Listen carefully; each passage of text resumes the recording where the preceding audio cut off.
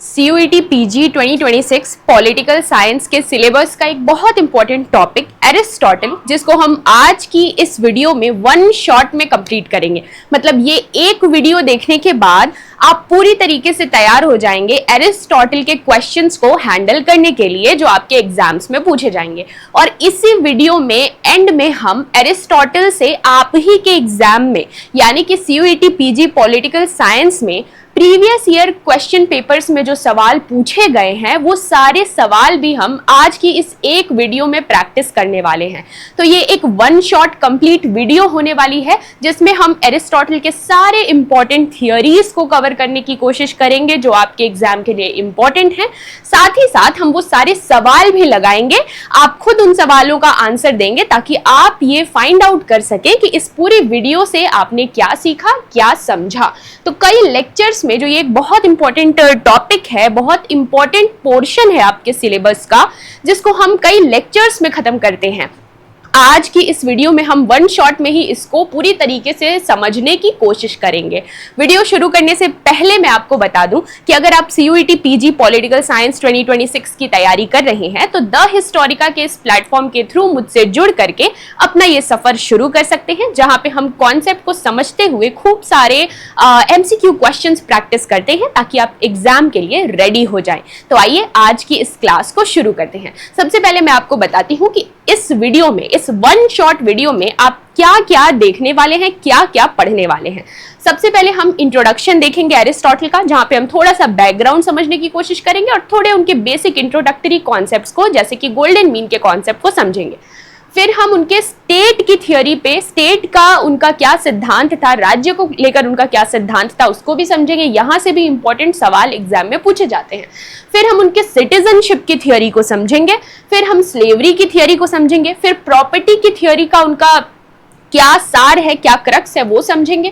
फिर उनके कॉन्स्टिट्यूशन के सिद्धांत को समझेंगे, फिर उनके जस्टिस की थ्योरी को समझेंगे, रेवोल्यूशन की थ्योरी को समझेंगे और लॉ की थ्योरी को छोटा सा मतलब क्रक्स समझाने की कोशिश करूंगी, क्योंकि यहां से भी इंपॉर्टेंट सवाल बन सकते हैं। तो आइए एक एक करके शुरू करते हैं। सबसे पहले इंट्रोडक्शन हम देख लेते हैं। भाई एरिस्टोटल जो हमारे हैं वो 384 BC में पैदा हुए थे स्टैगिरा, ग्रीस में।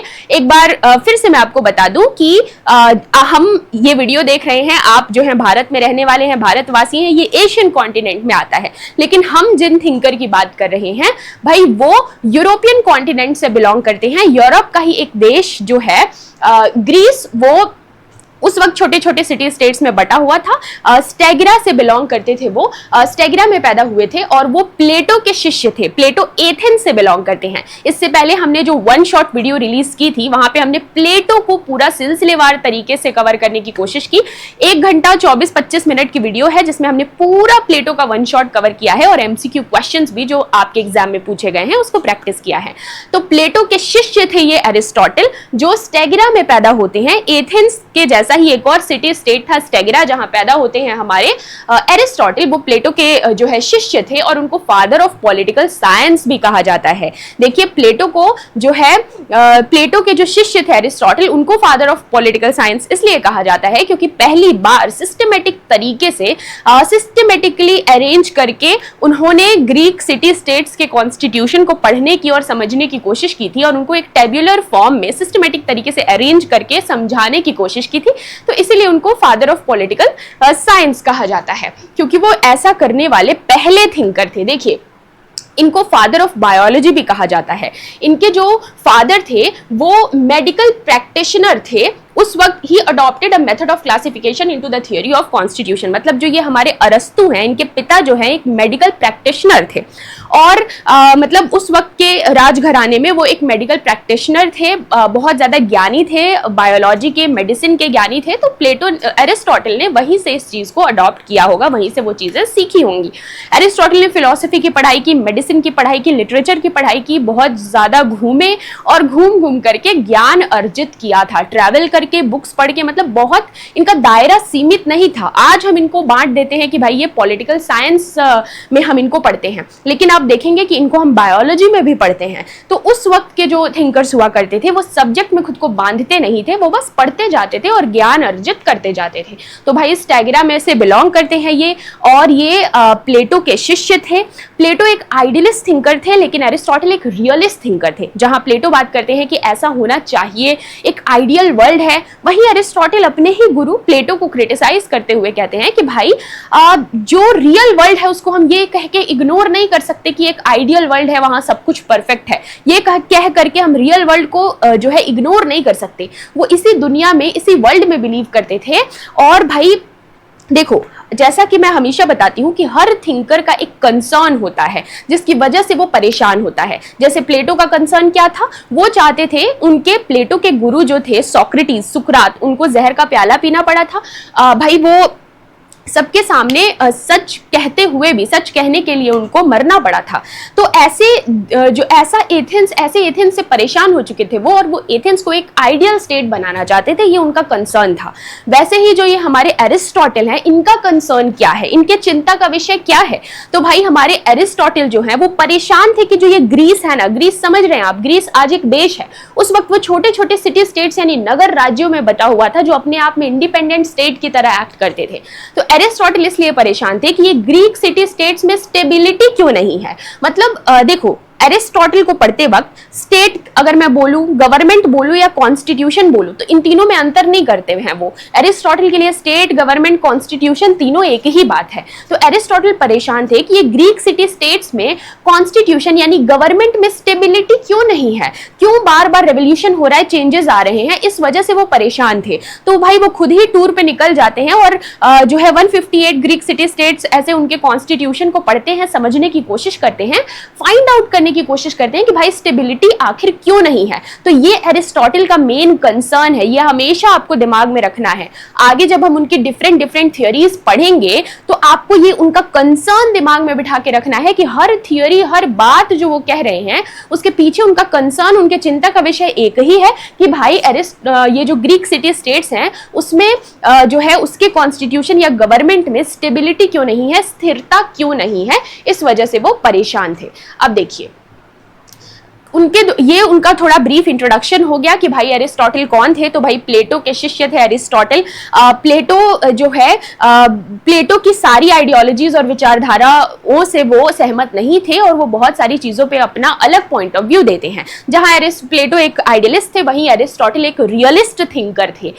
जो है वो अलेक्जेंडर द ग्रेट के ट्यूटर भी थे, मतलब जो है अपनी शिक्षा दीक्षा कंप्लीट किए और उसके बाद उन्होंने जो है अलेक्जेंडर द ग्रेट को शिक्षा दीक्षा देने लगे, इसीलिए बहुत कम उम्र में वो रूल करने लगा और इतना ज्यादा ज्ञानी था वो, क्योंकि वो एरिस्टोटल का शिष्य था अलेक्जेंडर द ग्रेट। तो प्लेटो, सुकरात के गुरु, सुकरात यानी कि सोक्रेटिस के शिष्य थे प्लेटो, प्लेटो के शिष्य थे एरिस्टोटल, और एरिस्टोटल के शिष्य कौन थे? Alexander the great. याद रखना है, एग्जाम में पूछा जा सकता है। एंड में जब हम सवाल प्रैक्टिस करेंगे तो वहां ये सारी चीजें आपको रियलाइज होंगी कि कैसे एग्जाम में पूछा जाता है। अब देखिए, ये सारी बातें, इंट्रोडक्टरी बातें आपको एरिस्टोटल के बारे में पता चल गई। सबसे महत्वपूर्ण बात कि भाई एरिस्टोटल का कंसर्न क्या था, चिंता का विषय था, क्यों लिख रहे हैं, क्यों परेशान है। तो इसलिए परेशान है कि ग्रीक सिटी स्टेट्स में स्टेबिलिटी नहीं है, कॉन्स्टिट्यूशन जो है वो बार बार यानी कि गवर्नमेंट का फॉर्म बार बार बदलता रहता है, इस वजह से वो परेशान है और इस वजह से वो प्रॉपर स्टडी करते हैं, ट्रैवल करते हैं, घूमते हैं और बाद में अपनी किताबों के थ्रू हमको, उनकी किताबों के थ्रू हमको उनकी अलग अलग थियरीज में उनका ये कंसर्न झलकता हुआ दिखता है। अब प्लेटो जो एरिस्टोटल हैं, उन्होंने बहुत सारी किताबें लिखी हैं, लेकिन जो उनकी जो बहुत फेमस किताबें हैं जो एग्जाम में पूछी जाती हैं, जैसे कि politics, Nicomachean, ethics, metaphysics, rhetoric और पोएटिक, इससे रिलेटेड जो इंपॉर्टेंट ट्रिक मैं हमेशा आपको बताती हूँ कि मोस्टली जिसके एंड में इक्स आता है, मोस्ट प्रोबेबली वो किताब एरिस्टोटल ने लिखी है। ये कोई हार्ड एंड फास्ट रूल नहीं है, ये बस एक ट्रिक है जिसको आप यूज कर सकते हैं याद करने के लिए।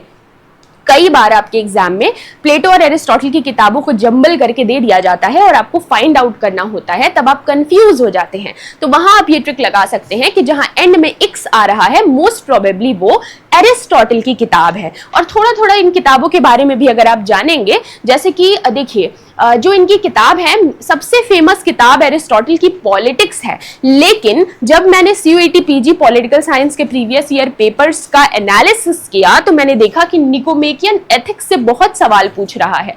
निकोमेकियन एथिक्स में उन्होंने जो बातें कही हैं उससे बहुत ज्यादा सवाल पूछ रहा है। और जैसे निकोमेकियन एथिक्स जो उनकी किताब थी उसमें उन्होंने मॉरल वर्च्यू और इंटेलेक्चुअल वर्च्यू की बात की है, उससे भी सवाल आया था। और इस किताब में उन्होंने गोल्डन मीन का कॉन्सेप्ट दिया है, इसी किताब में उन्होंने यूडेमोनिया का कॉन्सेप्ट दिया है। तो इस किताब के अलग अलग कॉन्सेप्ट से बार बार सवाल पूछे जा रहे हैं आपके एग्जाम में, तो उसको आपको ध्यान में रखना है। अब देखिए एक एक करके थोड़ा सा इससे ये पैटर्न समझ में आ रहा है कि जो मोस्ट पॉपुलर किताब है उससे सवाल ना पूछ के जो थोड़ा सा लेस पॉपुलर किताब है उससे सवाल आपके एग्जाम में पूछा जा रहा है। तो ये सारी किताबों का नाम आपको बिल्कुल अच्छे से याद रखना है। और जो भी बातें मैं कह रही हूँ कि क्या है गोल्डन मीन का कॉन्सेप्ट, यूडेमोनिया क्या है, वो सब हम आगे वीडियो में डिस्कस करेंगे और एंड में MCQ क्वेश्चंस लगाएंगे जो आपके एग्जाम में पूछे गए हैं। अब देखिए एरिस्टोटल का गोल्डन मीन का कॉन्सेप्ट क्या है। देखिए it is the ethical principle given by Aristotle in his book Ethics. अगर कहीं पे सिर्फ एथिक्स लिख कर आ जाए तो कंफ्यूज नहीं होना है। निकोमेकियन एथिक्स जो उनकी किताब है उसी को कई बार शॉर्ट फॉर्म में हम एथिक्स लिख देते हैं, तो इससे कंफ्यूज नहीं होना है। तो भाई उन्होंने गोल्डन मीन का कॉन्सेप्ट किस किताब में दिया है? एथिक्स में। याद रखिए ये इंपॉर्टेंट टर्म है कि भाई एरिस्टोटल ने द एथिकल प्रिंसिपल, ये जो गोल्डन मीन का कॉन्सेप्ट है ये एरिस्टोटल ने अपनी किताब निकोमेकियन एथिक्स में दिया है। अब देखिए इसका मतलब क्या है।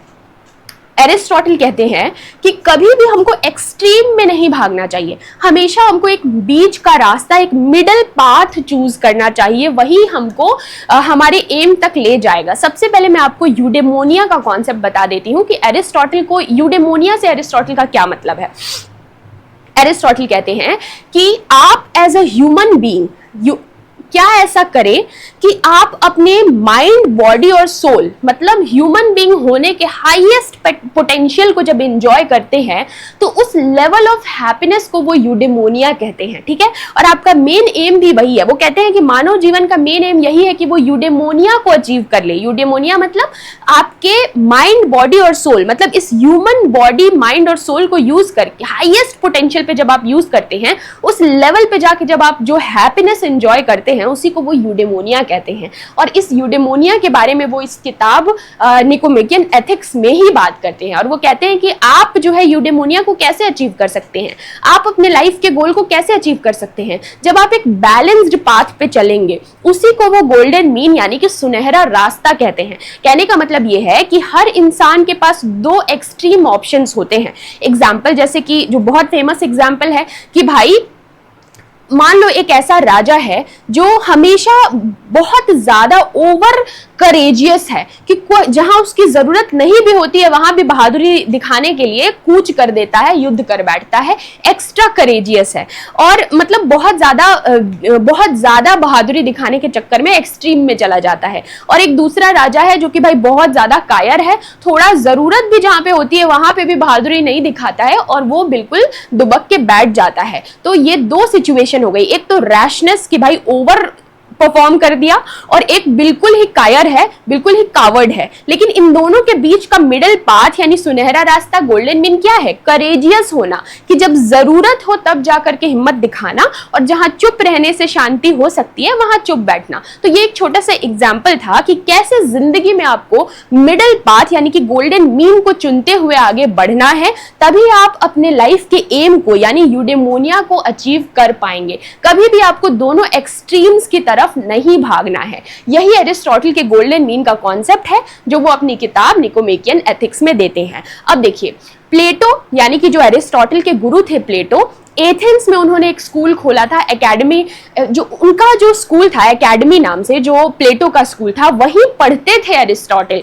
अपने गुरु प्लेटो से एरिस्टोटल ने प्लेटो के स्कूल जो है एकेडमी में ही शिक्षा दीक्षा ली थी। लेकिन उनके गुरु के डेथ हो जाने के बाद एरिस्टोटल क्योंकि अपने गुरु के बहुत सारी जो है पॉइंट ऑफ व्यू से सहमत नहीं थे, इसलिए उन्होंने उसको कंटिन्यू नहीं किया, टेक ओवर नहीं किया एकेडमी को, और अपना नया स्कूल खोला लाइसियम के नाम से। देखिए, प्लेटो का जो स्कूल था एकेडमी, उसमें सिर्फ इंटेलिजेंट लोग ही जा सकते थे, जिनको मैथमेटिक्स आती हो, ज्योमेट्री आती हो। लेकिन एरिस्टोटल इस बात से बिल्कुल सहमत नहीं थे। उनका मानना था कि भाई जो भी इंसान भटक गया है रास्ता, शिक्षक का काम है उसको रास्ता दिखाना। तो वो अपना स्कूल खोलते हैं लाइसियम, जहाँ पे सब हर स्टूडेंट अलाउ था, जो भी सीखना चाहता है वो लाइसियम में आकर के पढ़ सकता है। तो एरिस्टोटल ने एक अपना स्कूल स्टार्ट किया जिसका नाम था Lyceum. This is also very important और ये एग्जाम में आ सकता है, ठीक है। अब देखिए, अब हम एरिस्टोटल के स्टेट की थियोरी यानी कि राज्य के सिद्धांत को समझने की कोशिश करेंगे। ये एक वन शॉट वीडियो है जिसमें हम एरिस्टोटल की सारी इंपॉर्टेंट थियोरीज को कवर कर रहे हैं, और एंड में आप ही के एग्जाम में यानी CUET PG पॉलिटिकल साइंस के प्रीवियस ईयर क्वेश्चंस को प्रैक्टिस करेंगे, देखेंगे कि हम कितने सवाल लगा पा रहे हैं। देखिए, अगर आप CUET PG पॉलिटिकल साइंस 2026 की तैयारी कर रहे हैं तो आप द हिस्टोरिका के इस प्लेटफॉर्म के थ्रू मुझसे जुड़ करके अपनी इस तैयारी को शुरू कर सकते हैं। हमारे इस बैच में जो है लाइव क्लासेस चलती हैं, बहुत सारे बच्चे ऑलरेडी जुड़ चुके हैं, लगातार हम लाइव क्लासेस ले रहे हैं, और उन लाइव क्लासेस को आप बाद में रिकॉर्डेड फॉर्म में भी देख सकते हैं। मतलब जो बच्चे बाद में ज्वाइन कर रहे हैं, पहले जितनी भी क्लासेस हो चुकी हैं उनका recorded lecture with PDF notes आपको प्रोवाइड कर दिया जाएगा, ऐप पे ऑलरेडी अवेलेबल है। जैसे ही आप कोर्स परचेज करेंगे आप वो सारी चीजों को एक्सेस कर सकते हैं। साथ ही साथ जो आपके मेंटोर्स हैं, यानी कि मुझसे आप कभी भी 24/7 बात कर सकते हैं, सवाल पूछ सकते हैं, जो भी आपके डाउट है एग्जाम से रिलेटेड या जो भी आपको तैयारी में डिफिकल्टी आ रही है उससे रिलेटेड जो है अगर आपको बात करनी है तो आप पर्सनली बात भी कर सकते हैं। तो इस तरीके से बहुत ही इंटरेस्टिंग तरीके से हम तैयारी कर रहे हैं। तो अगर आप इस कोर्स का हिस्सा बनना चाहते हैं तो आप द हिस्टोरिका ऐप डाउनलोड करके उसके थ्रू भी ये कोर्स परचेज कर सकते हैं। अदरवाइज स्क्रीन पे नंबर दिया हुआ है, उसके थ्रू भी कांटेक्ट करके आप ये कोर्स परचेज कर सकते हैं। तो अभी तक हमने इंट्रोडक्शन देखा एरिस्टोटल का। इंट्रोडक्टरी पार्ट में हमने थोड़ा सा बैकग्राउंड और उनके बेसिक कॉन्सेप्ट जैसे गोल्डन मीन और यूडेमोनिया के कॉन्सेप्ट को समझने की कोशिश की। अब हम उनके स्टेट की थ्योरी यानी राज्य के सिद्धांत को समझने की कोशिश करेंगे कि भाई एरिस्टोटल के लिए राज्य क्या है। देखिए, अरस्तु जो थे ना, वो राज्य यानी स्टेट को बहुत ज्यादा इंपॉर्टेंस देते थे। उनका ये मानना था कि अगर आप, एक बहुत फेमस स्टेटमेंट है एरिस्टोटल का कि जो इंसान राज्य का हिस्सा नहीं है, if you are not part of the state और you do not want to be a part of a state then you are either a beast और अ गॉड। मतलब वो इंसान जो स्टेट यानी राज्य का हिस्सा नहीं है, या तो वो शैतान है या तो वो भगवान है, वो इंसान तो नहीं हो सकता। तो इतना तवज्जो देते हैं एरिस्टोटल स्टेट को यानी कि राज्य को। अरस्तु का ये मानना है कि देखिए, इस धरती पर, इस दुनिया में आप आते हैं तो इनफैक्ट वो तो ये बात भी कह देते हैं कि जो है state is prior to man. ये भी स्टेटमेंट एग्जाम में पूछ सकता है कि राज्य मनुष्य से पहले है। तो जब पूछा गया कि भाई पहले मनुष्य आएगा तभी तो राज्य बनाएगा, तो राज्य मनुष्य से पहले क्यों है? तो अरस्तु कहते हैं कि भाई देखिए, राज्य यानी स्टेट का हिस्सा बनने से पहले मनुष्य यानी इंसान जो जीवन जी रहा था वो वर्थ लिविंग नहीं था। तो जब वो राज्य का हिस्सा बना, स्टेट का हिस्सा बना, तभी वो ह्यूमन लाइफ को एंजॉय कर पाया। तो उसके पहले का जीवन तो वो मानव जीवन है ही नहीं। इसीलिए वो कहते हैं कि state is prior to man, यानी पहले राज्य आया तब मनुष्य आया। लॉजिकली, टेक्निकली तो पहले मनुष्य आया होगा, लेकिन लॉजिकली वो मानव जीवन को एंजॉय तभी कर पाया जब वो राज्य का हिस्सा बना। इसीलिए man is prior to, state is prior to man, यानी कि राज्य मनुष्य से पहले है। तो स्टेट को इतना इंपॉर्टेंस देते हैं एरिस्टोटल। वो कहते हैं कि देखिए, सबसे पहले कोई बच्चा पैदा होता है तो पैदा होने साथ अगर उसको जंगल में छोड़ दिया जाए बहुत कम चांस है कि वो जिंदा बचेगा। तो पैदा होने के साथ ही उसको किसी की जरूरत है, अपने माँ बाप की जरूरत है जो उसको प्रोटेक्ट करे। उसके बाद जब वो बड़ा होता है तो इस एसोसिएशन से भी उसका पेट नहीं भरता है, यानी वो सरवाइव नहीं कर पाएगा। उसको और अदर एसोसिएशन का हिस्सा बनना पड़ता है, उसको कम्युनिटी का हिस्सा बनना पड़ता है। उसके बाद जब वो थोड़ा और बड़ा बनता है, बड़ा होता है, तो उसको अदर कम्युनिटीज का भी हिस्सा बनना पड़ता है, उसको काम करना पड़ता है ताकि वो सरवाइव कर सके, तो अदर कम्युनिटीज का भी हिस्सा बनना पड़ता है। इसी तरीके से उसका एसोसिएशन बड़ा होता जाता है। लेकिन state is the highest of all association. जो भी शब्द मैं बोल रही हूं वो स्टेटमेंट है एरिस्टोटल का, जो आपके एग्जाम में पूछा जा सकता है कि भाई state is the highest of all association किसने कहा था? तो भाई अरस्तु ने कहा था। तो कहते हैं कि सभी एसोसिएशन, पहले फैमिली का हिस्सा बना, फिर कम्युनिटी का हिस्सा बना, सोसाइटी का हिस्सा बना, लेकिन इन सभी एसोसिएशन में से सबसे बड़ा एसोसिएशन है स्टेट, यानी कि राज्य। जब वो राज्य का हिस्सा बन जाता है तो स्टेट यानी राज्य ही वो ऐसा एसोसिएशन है जो ह्यूमन बीइंग के सारे जो है रिक्वायरमेंट्स को पूरा कर सकता है। और स्टेट का हिस्सा बन करके ही ह्यूमन बीइंग यानी कि इंसान अपने माइंड, बॉडी और सोल के हाईएस्ट पोटेंशियल को एंजॉय कर सकता है, यानी यूडेमोनिया को एंजॉय कर सकता है। इसीलिए स्टेट बहुत ज्यादा इंपॉर्टेंट है। तो भाई वो कहते हैं कि man is by nature a political animal. बहुत इंपॉर्टेंट स्टेटमेंट, एग्जाम में आपसे पूछा जा सकता है, याद रखिएगा। एंड में जब टेस्ट लेंगे इस वीडियो के एंड में, तो सभी को ये बातें याद रखनी है।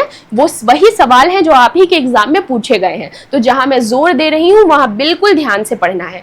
तो man is by nature a political animal, यानी कि इंसान एक पॉलिटिकल एनिमल है, एक सोशल एनिमल है। ये भी आ जाए तो ये भी अरिस्टोटल ने ही कहा था। तो जो राज्य का हिस्सा नहीं है, या तो वो बीस्ट है, या तो शैतान है, या भगवान है, क्योंकि राज्य में रह करके ही आप अपने ह्यूमन बीइंग के हाईएस्ट पोटेंशियल को एंजॉय कर सकते हैं, उस लेवल ऑफ हैप्पीनेस को एंजॉय कर सकते हैं, यूडेमोनिया को एंजॉय कर सकते हैं, जो कि आपके लाइफ का एम है। ठीक है, तो इस तरीके से वो राज्य को ग्लोरीफाई करते हैं और स्टेट को डिफाइन करते हैं। जो स्टेटमेंट्स मैंने बोले हैं वही यहाँ कोट किया गया है, बहुत इंपॉर्टेंट है। State is pre condition for good life, मतलब कि अच्छा जीवन जीने के लिए आपको राज्य का मेंबर होना पड़ेगा। स्टेट जो है प्री कंडीशन है एक अच्छा जीवन जीने के लिए। ठीक है, state is prior to man, जो हमने डिस्कस किया। कंक्लूजन क्या है? Through his theory of state, Aristotle wanted to explain the importance of state in the life of man, यानी कि अपने राज्य के सिद्धांत को दे करके अरस्तु इंसान के जीवन में राज्य यानी स्टेट के इंपॉर्टेंस को समझाने की कोशिश कर रहे हैं कि भाई स्टेट यानी राज्य कितना ज्यादा जरूरी है। तो ये था एरिस्टोटल के स्टेट यानी राज्य का सिद्धांत। देखिए, सबसे पहले हमने इंट्रोडक्शन कवर किया और हमने एरिस्टोटल के स्टेट की थियोरी को कवर किया। अब हम एरिस्टोटल के सिटीजनशिप के थियोरी को कवर करेंगे। जो हम फटाफट से सारी थियोरीज को कवर कर रहे हैं, ये बहुत ही कॉम्प्लेक्स कॉन्सेप्ट्स हैं जिसको हम सिंप्लीफाई करके इस वन शॉट वीडियो में कवर करने की कोशिश कर रहे हैं। आई डोंट थिंक कि इस टॉपिक पे इस तरीके का कोई भी वीडियो अभी तक अवेलेबल है। ये ना ही आपके सिर्फ सीयूईटी पीजी पॉलिटिकल साइंस के लिए बेनिफिशियल होने वाला है, बल्कि ये वीडियो आप वापस आकर देख सकते हैं जब आप फिर फर्दर फ्यूचर में यूजीसी नेट की प्रिपरेशन करेंगे या फिर किसी असिस्टेंट प्रोफेसर की वैकेंसी के लिए प्रिपेयर करेंगे। ये नोट्स और ये जो भी मटेरियल मैं यहाँ प्रोवाइड कर रही हूँ वो इतना ज्यादा इंपॉर्टेंट है। इनफैक्ट आप अपने यूपीएससी के एग्जाम में आंसर राइटिंग के लिए भी यूज कर सकते हैं। हालांकि उसके लिए इसको थोड़ा सा और जो है एक्सप्लेनेशन ओरिएंटेड बनाना चाहिए अगर आप उस पॉइंट ऑफ व्यू से देख रहे हैं। लेकिन ये बहुत इंपॉर्टेंट वीडियो है और अभी तक तो यूट्यूब पे ऐसी वन शॉट वीडियो इन टॉपिक्स में अवेलेबल नहीं है। तो आइए अब देखते हैं एरिस्टोटल के सिटीजनशिप यानी नागरिकता के सिद्धांत को, कि भाई एरिस्टोटल जो है नागरिकता के बारे में क्या सोचते हैं। देखिए, अरस्तु ये कहते हैं कि सिर्फ जो है किसी राज्य में रहने भर से आप उसके नागरिक नहीं बन जाते हैं। सिर्फ किसी स्टेट यानी राज्य का हिस्सा हो जाने से, वहां रहने भर से आप उसके नागरिक नहीं हो जाते हैं। जब तक आप स्टेट के पॉलिटिकल अफेयर्स में पार्टिसिपेट नहीं करते हैं तब तक आपको सिटीजनशिप नहीं मिलेगा। जब तक आप इसके लिए केपेबल नहीं है कि स्टेट के पॉलिटिकल और एडमिनिस्ट्रेटिव अफेयर्स में पार्टिसिपेट कर सके, तब तक आपको सिटीजनशिप यानी नागरिकता नहीं मिलेगी। आपको खुद को नागरिक कहने का अधिकार नहीं है। सिर्फ रहने भर मात्र से आप नागरिक नहीं बन जाते हैं। वो कहते हैं कि he who has the power to take part in deliberative or judicial administration of any state is said by us to be a citizen of the state। अपनी किताब पॉलिटिक्स में उन्होंने ये बात कही है कि वो इंसान जो राज्य के डेलिबरेटिव और पॉलिटिकल अफेयर्स में हिस्सा लेने के लिए केपेबल है, सिर्फ वही नागरिक कहलाएगा। ठीक है, अब देखिए, मतलब कहने का ये है कि कि जो सिटीजन है उसके फंक्शन पे, कि वो अपनी ड्यूटीज को कैसे परफॉर्म कर रहा है, उस पर डिपेंड करता है कि वो सिटीजन है कि नहीं है। क्या आप स्टेट यानी राज्य के पॉलिटिकल अफेयर्स में पार्टिसिपेट कर पा रहे हैं, उसके लिए केपेबल हैं, अगर हैं तभी आपको नागरिकता दी जाएगी। अब देखो किसको किसको नागरिकता नहीं दी जाएगी, रटना नहीं है, बस कॉन्सेप्ट को समझते हुए चलना है। ये आपके एग्जाम में पूछ सकता है। अभी जो 5 साइकिल हुआ है CUET PG का, उसमें लिमिटेड क्वेश्चंस ही आपको अवेलेबल हैं, लेकिन एग्जाम में क्योंकि अभी आप 5 साइकिल के ही क्वेश्चंस देख पा रहे हैं, फर्दर एग्जाम में प्रोबेबिलिटी है कि इस तरीके के बहुत से सवाल आपसे पूछे जा सकते हैं, तो आपको तैयार रहना है, क्योंकि ऐसे सवाल आपके प्रीवियस पेपर्स में, यानी जब अलग से एंट्रेंस होता था तो पूछा जाता था, और नेट में भी पूछा जाता है, और नेट के सवाल भी यहाँ रिपीट होते हैं। तो भाई किसको किसको नागरिकता नहीं मिलेगी, तो वो कहते हैं कि स्लेव्स को नागरिकता नहीं मिलेगी। क्यों? क्योंकि एरिस्टोटल का मानना है कि जो स्लेव्स है, अभी हम स्लेवरी की थ्योरी उनकी देखेंगे तो और क्लियर हो जाएगा। एरिस्टोटल का ये मानना है कि जो स्लेव्स हैं वो उतने ज्यादा मेंटली केपेबल नहीं है। क्यों नहीं है? स्लेवरी की थियरी जब आप देखेंगे बेटर समझ पाएंगे, आगे वही हम डिस्कस करेंगे। तो एरिस्टोटल कहते हैं कि स्लेव्स उतने ज्यादा मेंटली केपेबल नहीं है, तो उनको भाई वो तो पार्टिसिपेट ही नहीं कर पाएंगे स्टेट के पॉलिटिकल अफेयर्स में, तो इनको नागरिकता नहीं देनी चाहिए। चिल्ड्रन यानी बच्चे, भाई बच्चे तो खुद ही अपना डिसीजन नहीं ले पाते हैं, तो भाई वो स्टेट के अफेयर्स में कैसे पार्टिसिपेट करेंगे, तो इनको भी नागरिकता नहीं मिलेगी। विमेन को भी नागरिकता नहीं मिलेगी। अब यहाँ आपको ये बात याद रखनी है कि प्लेटो जो है वो उस जमाने में फिलोसोफर किंग के साथ साथ फिलोसोफर क्वीन यानी दार्शनिक रानी की भी बात करते हैं, विमेन को भी इक्वल अपॉर्चुनिटी और एजुकेशन देने की बात करते हैं। लेकिन उन्हीं के शिष्य एरिस्टोटल अपने ही गुरु प्लेटो को इस बात पर क्रिटिसाइज करते हैं और कहते हैं कि मेल और फीमेल के लिए सेम एजुकेशन सिस्टम नहीं होना चाहिए। तो एरिस्टोटल विमेन को इंफीरियर मानते हैं। उनका मानना यह है कि विमेन का काम सिर्फ यही है कि वो मेल पर्सन के सारे ऐसे काम को कर दे जिसमें मेंटल वर्क इन्वॉल्व नहीं है, ताकि जो मेल पर्सन है वो मेंटल वर्क अच्छे तरीके से कर सके। तो फीमेल को वो कहीं ना कहीं इंफीरियर मानते हैं। तो इसलिए उनका ये मानना है कि विमेन केपेबल नहीं है स्टेट के पॉलिटिकल अफेयर्स में हिस्सा लेने के लिए, इसलिए विमेन को भी नागरिकता नहीं दी जाएगी। तो 50% पॉपुलेशन को तो उन्होंने वैसे ही सिटीजनशिप के दायरे से बाहर कर दिया। फिर उसके बाद कहते हैं जो ओल्ड पीपल है, जो बूढ़े बुजुर्ग हैं, वो तो भाई अब इसके लिए बचे नहीं काबिल कि वो स्टेट यानी राज्य के किसी ड्यूटी या किसी अफेयर में हिस्सा ले सके, तो भाई उनको तो बिल्कुल बाहर कर दो सिटीजनशिप से। उसके बाद कहते हैं फॉरेनर्स को भी सिटीजनशिप नहीं मिलनी चाहिए, क्योंकि भाई कोई भी विदेशी है उसके अंदर उसके मन में उस तरीके की पैट्रियोटिज्म की भावना, देशभक्ति की भावना नहीं होगी, तो वो धोखा दे सकता है। इसीलिए फॉरेनर्स को तो भाई स्टेट के और वैसे भी वो स्टेट के पॉलिटिकल अफेयर्स में इन्वॉल्व नहीं होते हैं किसी अदर स्टेट के, तो भाई उनको तो नागरिकता नहीं मिलनी चाहिए। ये बातें मैं इसलिए समझा रही हूँ क्योंकि एग्जाम में ऑप्शन में आ सकता है कि एरिस्टोटल के अकॉर्डिंग इन चारों में से किसको सिटीजनशिप मिलना चाहिए। तो अगर आपको पता है कि भाई इसको नहीं मिलना चाहिए, इसका रीजन मैम ने ये बताया था, इसका ये बताया था, इसका ये बताया था, तो जो बच गया ऑप्शन वही सही होगा। तो ये आ सकता है, इसीलिए मैंने कॉन्सेप्ट समझाने की कोशिश की। अब कौन लोग हैं जो एलिजिबल है सिटीजनशिप के लिए? कौन लोग एलिजिबल हैं? तो native born adult Greek male member belonging to property class. रटने की जरूरत नहीं है, बहुत सिंपल कॉन्सेप्ट है। नेटिव बॉर्न यानी कि जो वही पैदा हुए हैं। एरिस्टोटल जो ग्रीस से बाहर जो लोग पैदा हुए होते हैं, एरिस्टोटल उसको बारबेरियंस कहते हैं। बहुत ही एक नेगेटिव वर्ड यूज करते हैं कि भाई ये तो बारबेरियंस है, ये तो जैसे ब्रिटिशर्स हमारे लिए यूज करते थे ना कि भाई ये तो ब्लैक पीपल है, वैसे ही ये एरिस्टोटल कहते हैं कि जो ग्रीस से बाहर जो लोग पैदा हुए हैं वो बारबेरियंस है। वो कहते हैं कि मैं खुशनसीब हूं कि मैं ग्रीस में पैदा हुआ। I am lucky that I am not a barbarian and I am not a women. वो I am a male person, मतलब वो बहुत प्राउड फील करते थे कि मैं एक आदमी हूं और मैं ग्रीस में पैदा हुआ, मैं बारबेरियन नहीं हूं। ठीक है, तो वो कहते हैं कि सिटीजनशिप किसको मिलेगी? नेटिव बॉर्न, जो कि नेटिव बॉर्न है, वही पैदा हुआ है। एडल्ट ग्रीक मेल, मतलब एडल्ट है, बच्चा नहीं है। ग्रीक मेल, ग्रीस का ही रहने वाला है, मेल मेंबर है, फीमेल नहीं है, और बिलोंगिंग टू प्रॉपर्टी क्लास, यानी कि वो प्रॉपर्टी क्लास से बिलोंग करता है, गरीब नहीं है, प्रॉपर्टी लेस नहीं है। ऐसा वो क्यों कहते हैं? प्रॉपर्टी क्लास वाली बात आप डिटेल में समझ पाएंगे जब हम उनके प्रॉपर्टी की थियरी को इसी वीडियो में आगे देखेंगे। तो भाई जिसके पास प्रॉपर्टी नहीं है, एक्चुअली उनका ये मानना था कि जब प्रॉपर्टी नहीं है, जिसके पास जो गरीब है उसके पास कुछ खोने के लिए नहीं है, तो बार बार रेवोल्यूशन के लिए आगे आएगा, रिवॉल्ट करता है वो इंसान, तो वो स्टेट के अफेयर्स में अपनी ड्यूटीज को पूरा नहीं कर पाता है, इसलिए उसको सिटीजनशिप का अधिकार नहीं मिलना चाहिए। इन सारी थियोरीज में आप ध्यान रखिए उनका कंसर्न हर जगह झलक रहा है। कंसर्न क्या था एरिस्टोटल का? कि ग्रीक सिटी स्टेट्स में स्टेबिलिटी बनी रहे, रेवोल्यूशन ना हो, बार बार गवर्नमेंट का फॉर्म चेंज ना हो। तो आपको ये उनकी हर थियोरी में देखने को मिलेगा कि कहते हैं कि प्रॉपर्टी क्लास वाले लोगों को ही सिर्फ नागरिकता दो, क्योंकि जो प्रॉपर्टी लेस है उनके पास खोने का कुछ डर नहीं है, तो वो बार बार रिवोल्यूशन करने आ जाते हैं। तो यहाँ पे भी आपको उनका कंसर्न दिख रहा है कि वो परेशान इसलिए थे कि ग्रीक सिटी स्टेट्स में गवर्नमेंट का फॉर्म क्यों बदल रहा है।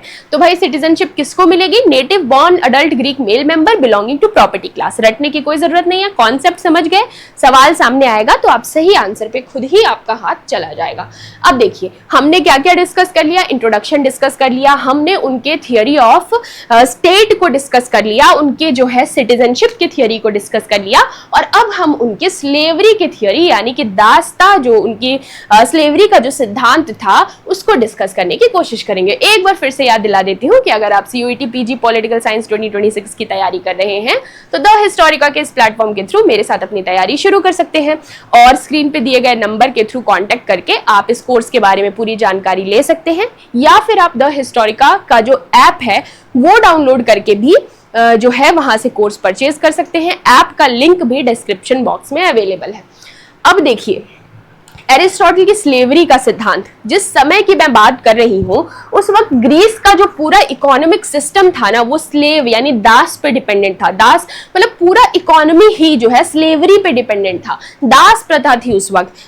देखिए आज के ज़माने की तरह एआई मॉडर्न टेक्नोलॉजी तो थी नहीं, जो भी था वो मैनुअल लेबर पे डिपेंड करता था, और पूरा सिस्टम रन कर रहा था, पूरी इकोनॉमी रन कर रही थी स्लेव्स के ऊपर। तो स्लेवरी को बहुत ज़्यादा ग्लोरीफाई किया जाता था उस टाइम पे, और एरिस्टोटल भी स्लेवरी को सपोर्ट करते थे। एरिस्टोटल का ये मानना था कि इंसान ने दो तरीके के लोग, भगवान ने दो तरीके के इंसान बनाए हैं।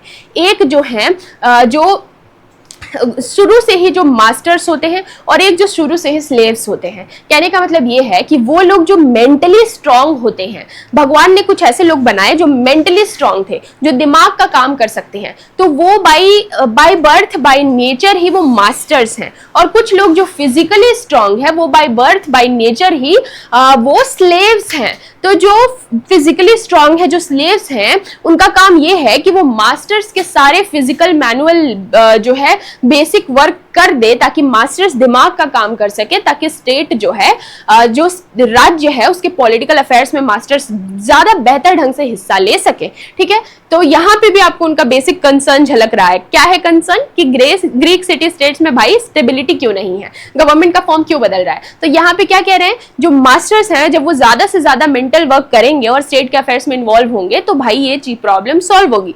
तो यहाँ पे भी वो आपको दिख रहा है, उनके हर सिद्धांत में आपको उनका कंसर्न झलकता हुआ नजर आएगा। तो इसलिए भाई वो कहते हैं कि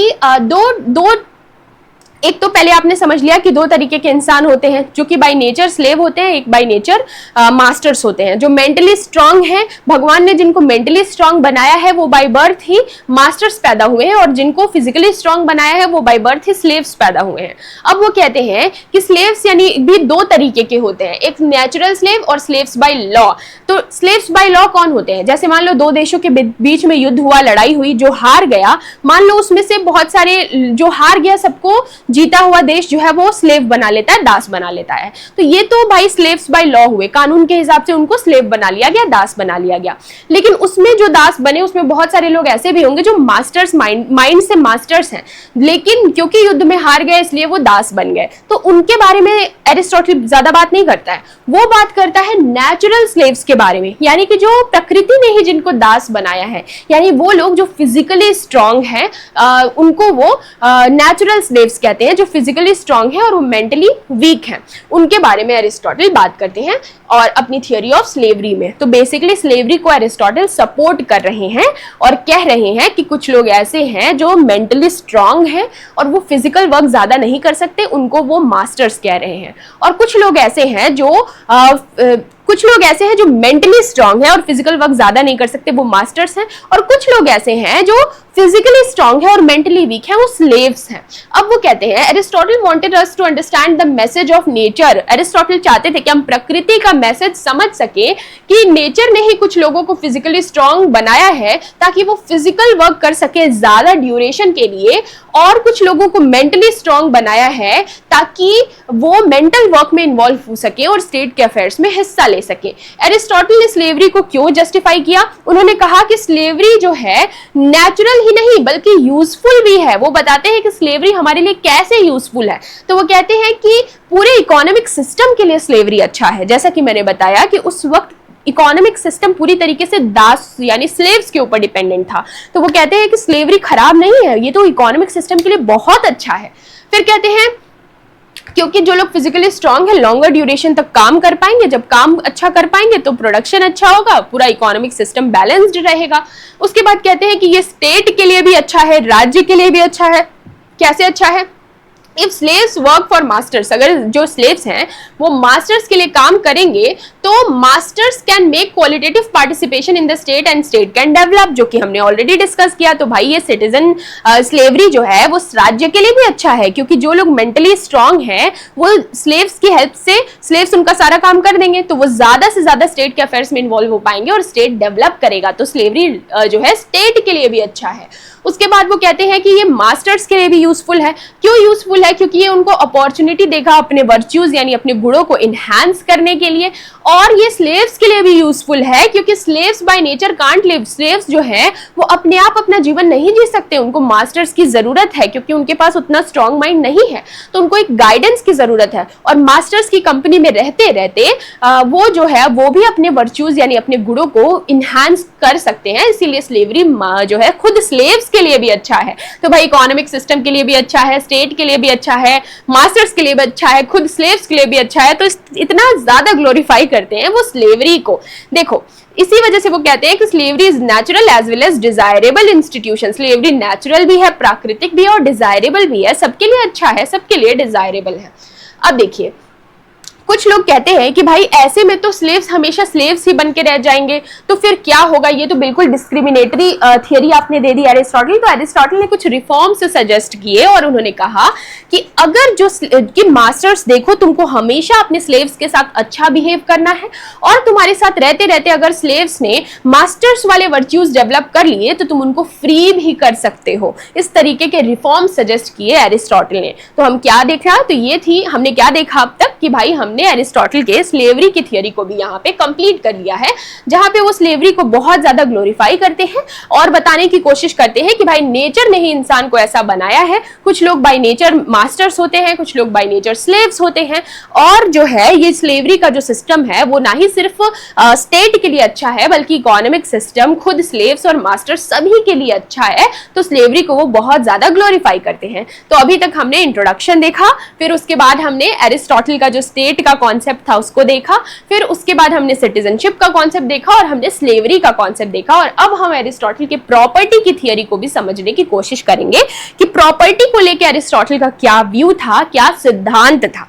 तो देखो Aristotle this theory criticise Plato's theory of communism of property. Plato का हमने जो वन शॉट अभी देखा था उसमें हमने देखा था कि प्लेटो ने कैसे कम्युनिज्म कर दिया था प्रॉपर्टी का। उन्होंने कहा था कि जो गार्जियन क्लास है जिनके पास पावर है उनके पास वो करप्ट हो सकते हैं, तो ऐसा करो कि उनके प्रॉपर्टी का कम्युनिज्म कर दो कि किसी के पास कोई पर्सनल प्रॉपर्टी रहेगी ही नहीं, जो भी है वो जो है पब्लिक है, जो भी प्रॉपर्टी रहेगी वो पब्लिक प्रॉपर्टी रहेगी। तो इस चीज को क्रिटिसाइज करते हुए प्लेटो के इस थियरी को क्रिटिसाइज करते हुए एरिस्टोटल अपनी थियरी ऑफ प्रॉपर्टी देते हैं और कहते हैं कि देखो प्रॉपर्टी बहुत इंपॉर्टेंट है भाई, प्रॉपर्टी सोर्स ऑफ मोटिवेशन है, अगर वो नहीं रहेगा तो बड़ा प्रॉब्लम हो जाएगा। तो अपनी थियरी ऑफ प्रॉपर्टी में वो प्रॉपर्टी को ग्लोरीफाई करते हैं और यहाँ पे भी आपको उनका कंसर्न जो था वो झलकता हुआ नजर आएगा। कंसर्न क्या था?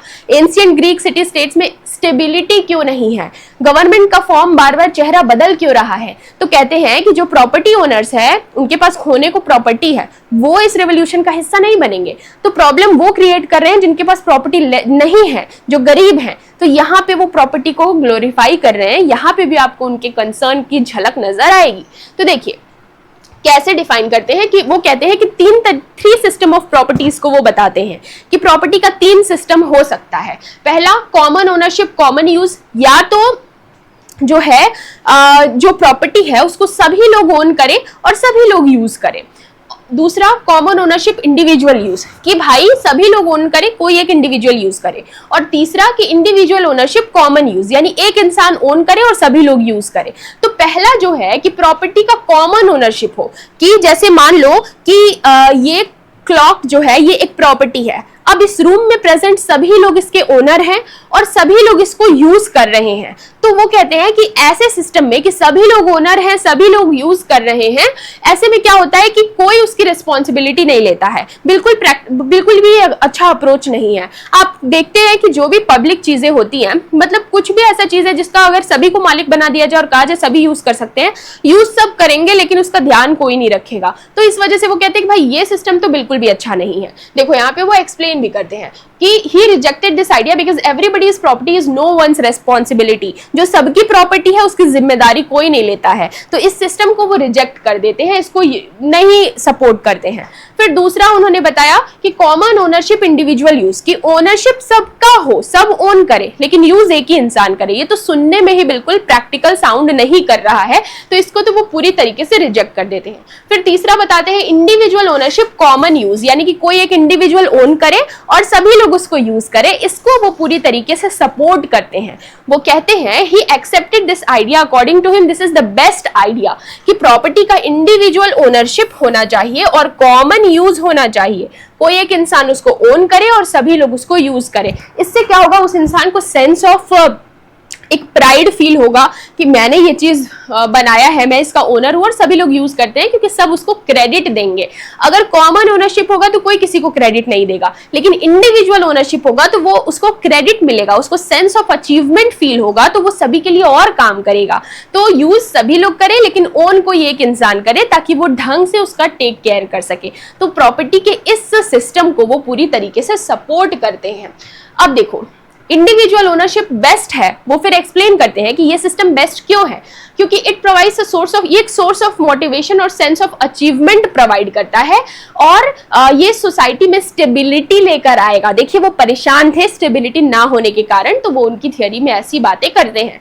कॉमन ओनरशिप बेस्ट है क्योंकि एक्सट्रीम प्रॉपर्टी, देखो कॉमन ओनरशिप बेस्ट है क्योंकि अगर वो इंसान जो उसका ओनर है, कॉमन यूज बेस्ट है, सॉरी, वो इंसान जो उसका ओनर है अब इतनी ज्यादा प्रॉपर्टी को वो अगर यूज करेगा तो ये बहुत ज्यादा एक्सट्रीम हो जाएगा उसके लिए। तो वो ओनर है उतना तो काफी है, लेकिन यूज करने के लिए ओपन कर देना चाहिए सभी को ताकि एक्सट्रीम सिचुएशन में चीजें ना चली जाएं। आपको पता है एरिस्टोटल गोल्डन मीन को सपोर्ट करते हैं, बैलेंस्ड पाथ को सपोर्ट करते हैं, एक्सट्रीम चीजों को सपोर्ट नहीं करते हैं। तो ओनरशिप तो इंडिविजुअल के पास रहेगी लेकिन यूज करने का राइट सभी को रहेगा।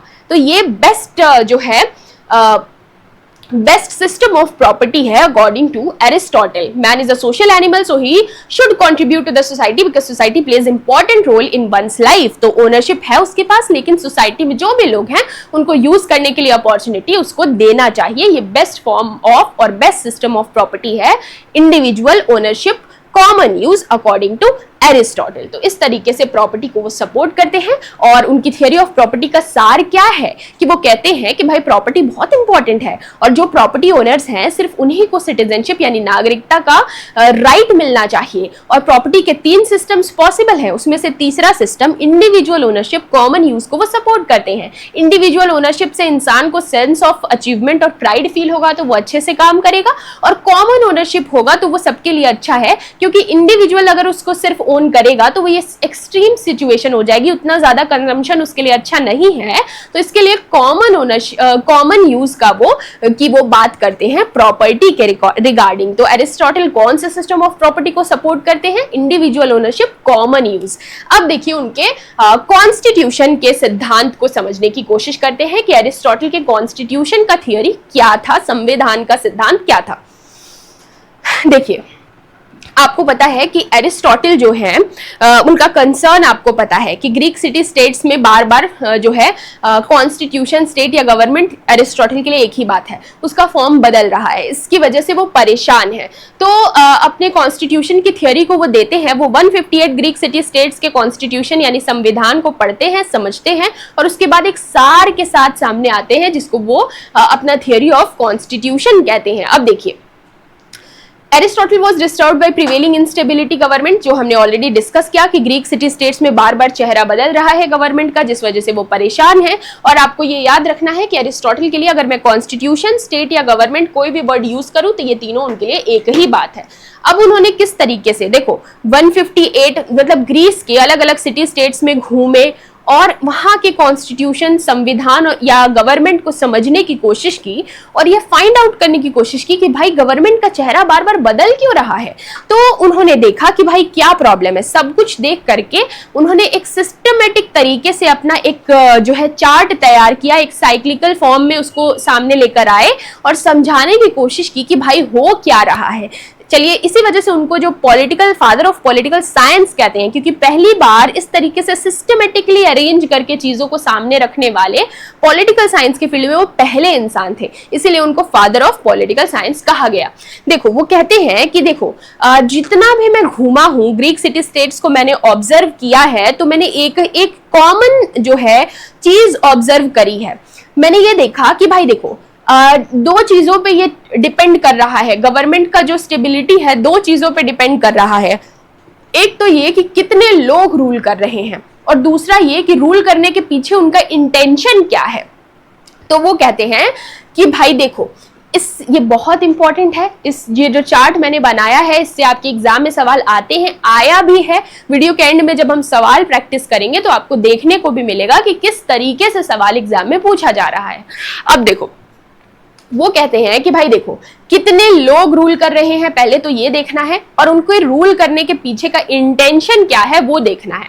तो कहते हैं कि अगर मान लो कोई एक इंसान रूल कर रहा है और वो लोगों के हित में रूल कर रहा है, लोगों के फेवर में काम कर रहा है, तो उस जगह पे मोनार्की स्टैब्लिश होगी।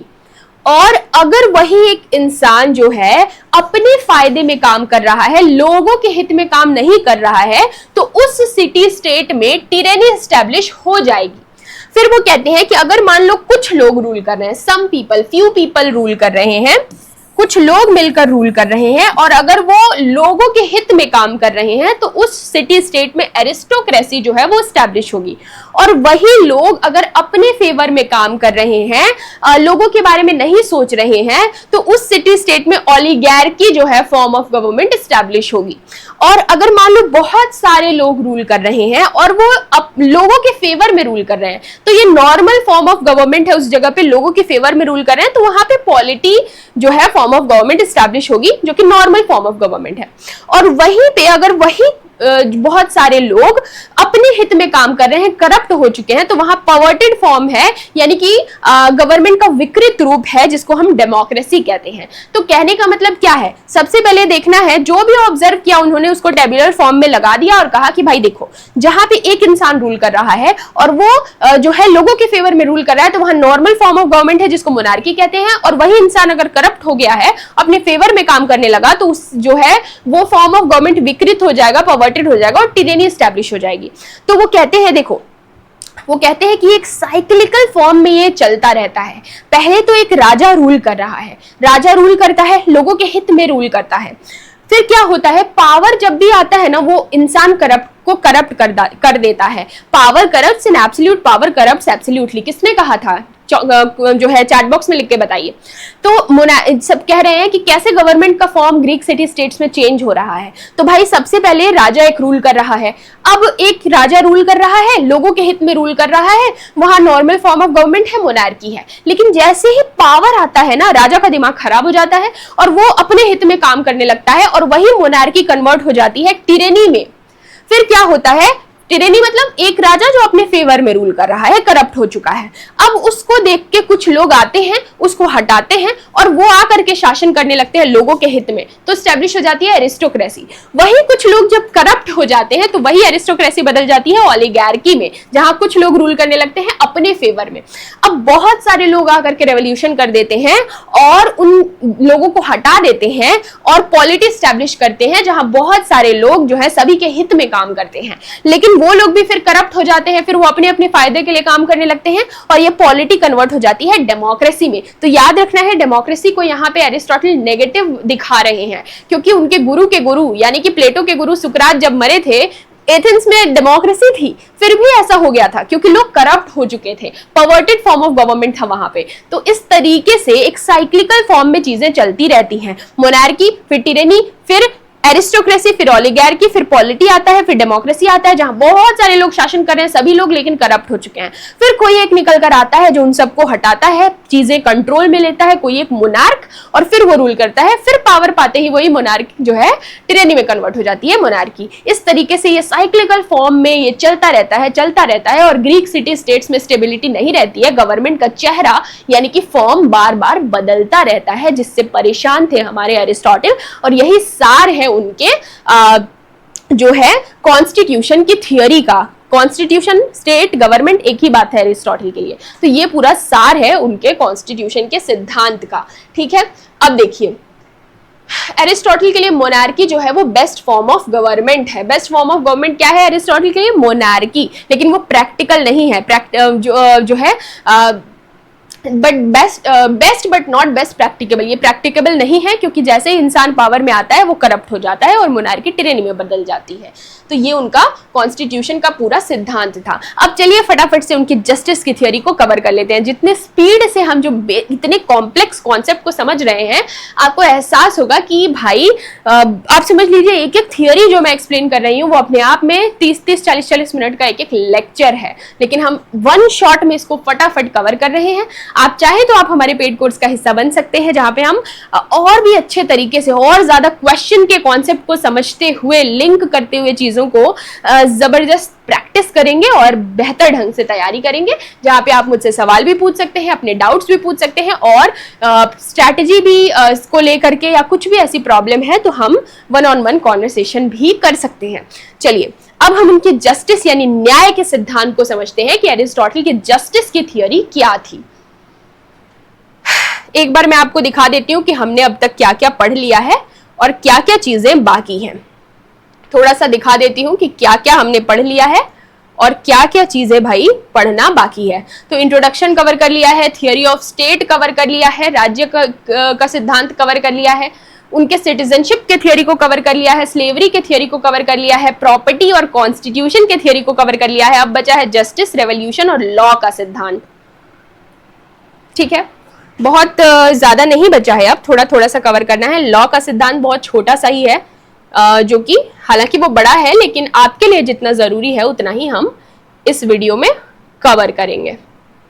चलिए अब उनके जस्टिस की थ्योरी को भी समझ लेते हैं कि भाई एरिस्टोटल के न्याय का क्या सिद्धांत है। देखिए एरिस्टोटल कहते हैं कि जस्टिस दो तरीके का होता है, एक यूनिवर्सल जस्टिस और एक पर्टिकुलर जस्टिस। यूनिवर्सल जस्टिस क्या है? Anything done according to law is just. मतलब देखो, law is equals to common general rule made by to regulate people.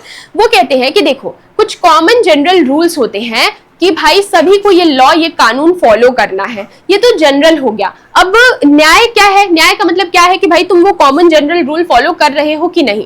लेकिन कई बार क्या होता है कि वो यूनिवर्सल जस्टिस जो है वो काफी नहीं होता है। कई बार हमको पर्टिकुलर सिचुएशन में जाकर के चीजों को समझना पड़ता है। जैसे अगर मैं कहूं कि भाई देखो लड़का लड़की के बेसिस पे भेद नहीं करना है, सबको इक्वल अपॉर्चुनिटी मिली जाएगी, तो ये यूनिवर्सल जस्टिस हो गया, कॉमन लॉ है, सबको फॉलो करना है। लेकिन LGBTQ के बारे में हमने नहीं सोचा, जो कि अब हम सोच रहे हैं। तो पर्टिकुलर सिचुएशन में जाकर के भी चीजों को समझना जरूरी है। तो बात आई कि भाई पर्टिकुलर जस्टिस एस्टैब्लिश करना भी जरूरी है। तो उन्होंने कहा कि एक तो यूनिवर्सल जस्टिस है, एक पर्टिकुलर जस्टिस है। यूनिवर्सल जस्टिस मतलब एनी सब कुछ जो भी आपको करना है लॉ के हिसाब से करना है, नहीं करोगे तो आपको सजा मिलेगी।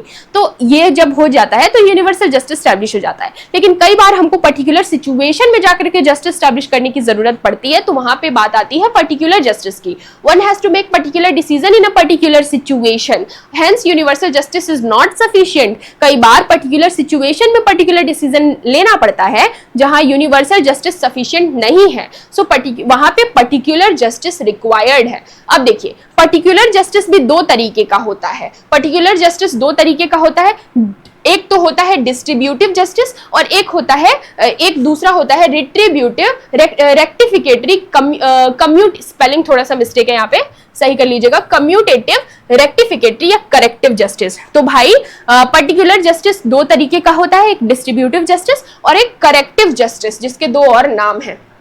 डिस्ट्रीब्यूटिव जस्टिस का मतलब क्या है कि भाई जो भी deals with distribution of honour, wealth, property, opportunity and etcetera and this distribution should be fair. कहने का मतलब ये है कि जो है डिस्ट्रीब्यूटिव जस्टिस क्या है कि भाई जो भी रिसोर्सेज का डिस्ट्रीब्यूशन हो रहा है वो फेयर तरीके से हो। एग्जाम्पल से आप समझ सकते हैं कि मान लीजिए जो हमारा पार्लियामेंट है, पार्लियामेंट में जो हमारा एग्जीक्यूटिव जो काम कर रहा है वो मान लीजिए वो डिस्ट्रीब्यूटिव जस्टिस है, और जुडिशरी जो काम कर रहा है वो करेक्टिव जस्टिस हो गया। तो पर्टिकुलर जस्टिस दो तरीके का होता है, एक डिस्ट्रीब्यूटिव जस्टिस जिसका काम है कि भाई जो भी ऑर्डर, जो भी अवार्ड्स, ऑनर, जो भी रिसोर्सेज है उनको इक्वली डिस्ट्रीब्यूट करो, जो भी चीजें लोगों के लिए हैं उनको इक्वली डिस्ट्रीब्यूट करो, ये डिस्ट्रीब्यूटिव जस्टिस का काम हो गया। और करेक्टिव जस्टिस का मतलब है कि भाई अगर कोई किसी के साथ गलत कर रहा है तो उसको उसका इक्वल कंपनसेशन दो और जस्टिस एस्टैब्लिश करो। जो जुडिशरी हमारी करती है उसको हम करेक्टिव जस्टिस कहेंगे। तो एरिस्टोटल के जस्टिस थियोरी ऑफ जस्टिस में वो कहते हैं कि भाई न्याय दो तरीके का है, एक यूनिवर्सल जस्टिस, एक पर्टिकुलर जस्टिस। यूनिवर्सल जस्टिस मतलब बेसिक न्याय जो सबको फॉलो करना है, लेकिन वो काफी नहीं है, पर्टिकुलर सिचुएशन में जा करके भी न्याय एस्टेब्लिश करने की जरूरत है। तो बात आई पर्टिकुलर जस्टिस की।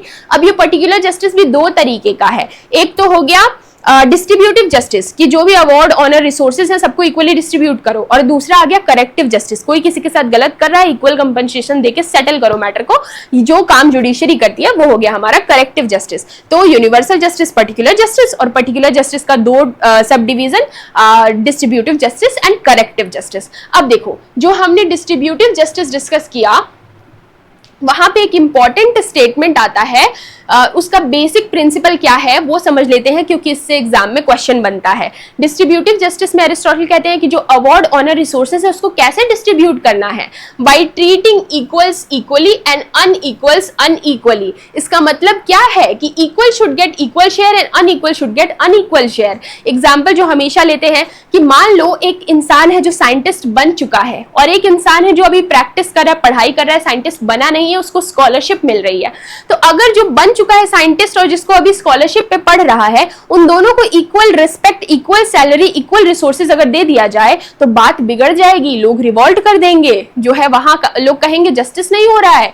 तो डिस्ट्रीब्यूटिव जस्टिस यानी रिसोर्सेज का जो डिस्ट्रीब्यूशन करना है वो ऐसे करना है कि इक्वल को इक्वली ट्रीट किया जाए और अनइक्वल को अनइक्वली ट्रीट किया जाए। यानी जो दो लोग इक्वल हैं, यानी दो साइंटिस्ट हैं, उनको इक्वल सैलरी दो, इक्वल सब कुछ दो।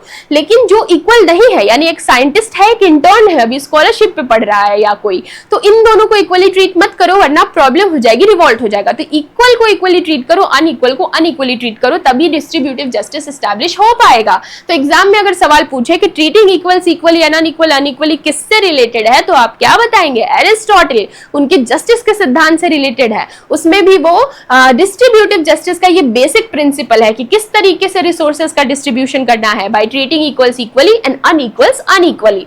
चलिए, ये हो गया हमारे एरिस्टोटल के जस्टिस की थ्योरी का पूरा सिद्धांत, मतलब जस्टिस का पूरा थ्योरी यानी न्याय का पूरा सिद्धांत।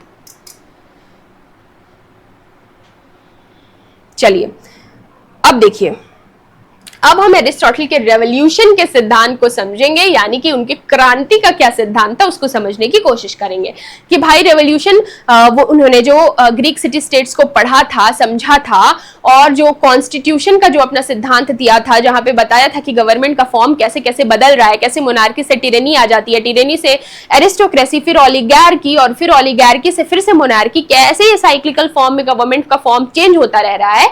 तो वो रेवोल्यूशन की थियरी में बताते हैं कि आखिर ये होता क्यों है, आखिर क्या कारण है कि बार बार रेवोल्यूशन हो रहा है, इसको वो समझाते हैं अपने रेवोल्यूशन की थियरी में। एरिस्टोटल रियलाइज दैट एरिस्टोटल को ये एहसास होता है कि ग्रीक सिटी स्टेट्स में जो पॉलिटिकल इंस्टेबिलिटी है वो क्यों हो रही है, क्यों हो रहा है, रेवोल्यूशन के कारण, जो बार बार जो है स्टेट्स में जो रेवोल्यूशन हो रहा है उसके कारण।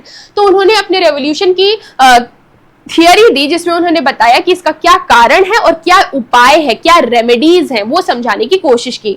तो एरिस्टोटल के रेवोल्यूशन का आइडिया क्या है? He is a conservative and non comfortable with change. Aristotle एक कंजर्वेटिव थिंकर थे और वो चेंज में बिलीव नहीं करते थे। तो गवर्नमेंट का बार बार जो ये फॉर्म बदल रहा है वो उनको परेशान करता था, यही उनका बेसिक कंसर्न था। तो वो उसके साथ बिल्कुल भी कंफर्टेबल नहीं थे। तो गवर्नमेंट में थोड़ा सा भी चेंज आता था तो वो उसको रेवोल्यूशन का नाम दे देते थे, वो उसको रेवोल्यूशन कह देते थे। अब देखिए वो बताते हैं कि अपने रेवोल्यूशन की थियरी में वो कारण बताते हैं कि आखिर रेवोल्यूशन हो क्यों रहा है और रेमेडीज बताते हैं कि कैसे इसको रोका जा सकता है। तो कारण क्या क्या है? पहले तो वो कहते हैं कुछ जनरल कॉजेज हैं। इनइक्वालिटी सबसे बड़ा जो है कारण है कि भाई लोगों में असमानता है। जब असमानता रहेगी तो भाई लोगों को अगर फील होगा कि हमको जो है इक्वली ट्रीट नहीं किया जा रहा है तो वहां पे फिर रेवोल्यूशन होगा। फिर देखते हैं पैशन फॉर पावर, जो जहां मोनार्की है, जब एक राजा दूसरे राजा या उसकी राजा की फैमिली ही आपस में करप्ट हो गई है और जो है षड्यंत्र रच रही है, तो पावर के लिए जो पैशन है ना वो भी रेवोल्यूशन का एक कारण है।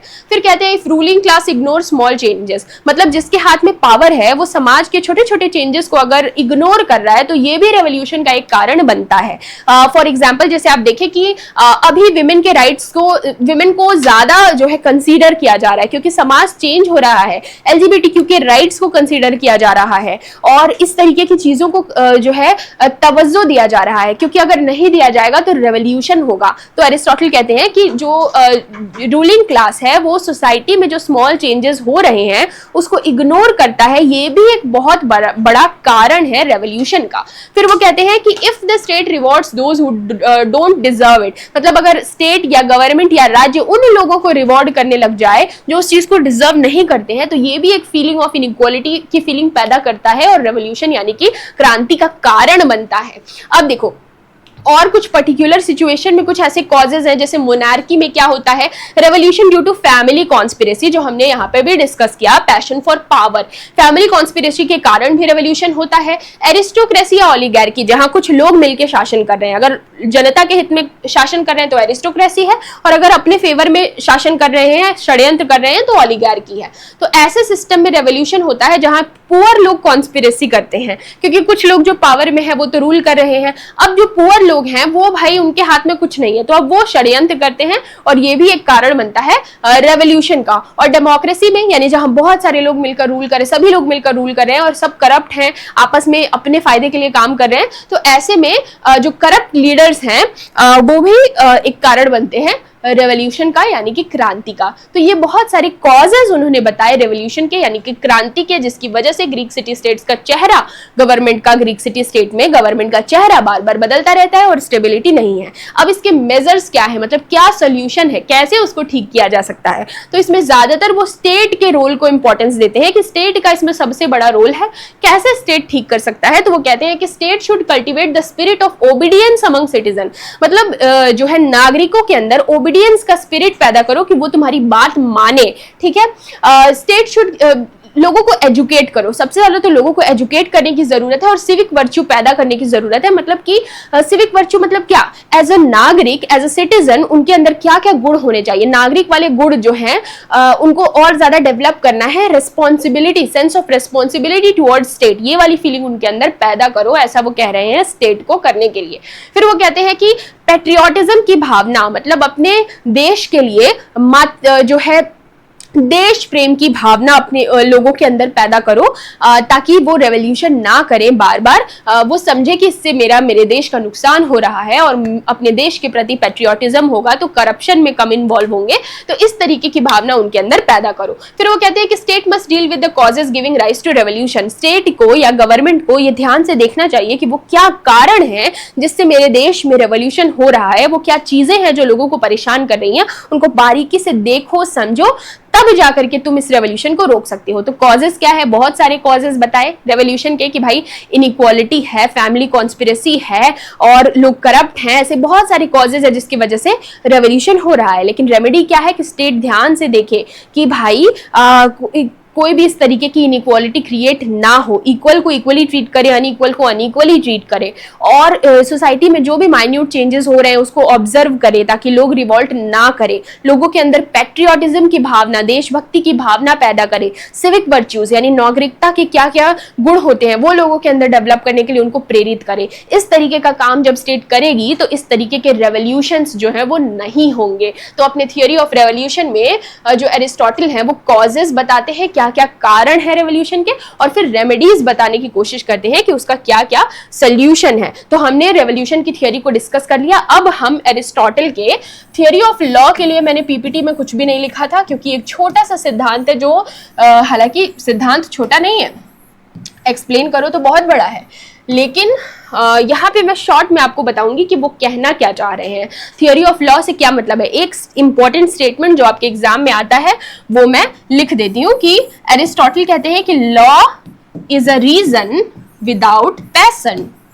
Law is a reason without passion, ये एरिस्टोटल का स्टेटमेंट है जो कि एग्जाम में पूछता है कि law is a reason without passion. ये किसने कहा था, ये एरिस्टोटल ने कहा था अपनी थियोरी ऑफ लॉ में। एरिस्टोटल का ये मानना है कि देखो वो प्लेटो की फिलोसोफर किंग के बात को क्रिटिसाइज करते हुए कहते हैं कि देखिए आपका जो राजा है, जो अपने गुरु प्लेटो के थियोरी को क्रिटिसाइज करते हैं, प्लेटो क्या कहते हैं, दार्शनिक राजा हो, ऐसा आदमी जिसके अंदर रीजन डोमिनेट कर रहा है उसको राजा बनाइए, वो आपको रूल करेगा, वो आदर्श राज्य एस्टैब्लिश कर देगा इस धरती पर।